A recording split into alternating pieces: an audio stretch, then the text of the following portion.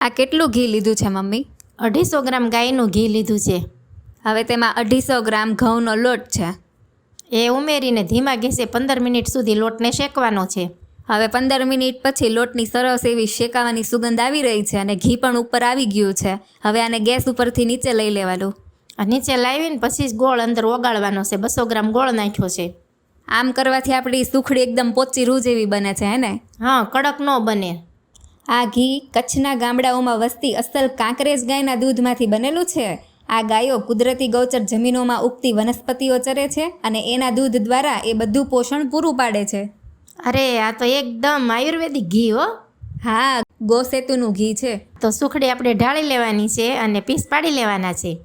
આડા અને ઊભા પીસ પાડી લઈએ અને કેટલા કલાક સેટ થવા દેવાનું? 2 કલાક પછી થઈ જાય તૈયાર. તો હવે જોઈએ 2 કલાક પછી આપણી સુખડી સરસ સેટ થઈ ગઈ છે. પીસ તો જો મમ્મી.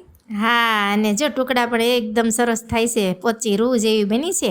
તો આ ઘી 100% નેચરલ છે, ભેળસેળ વગરનું છે અને સુગંધ ખૂબ જ સરસ આવે છે. આનાથી બુદ્ધિ પણ તીક્ષ્ણ થાય છે.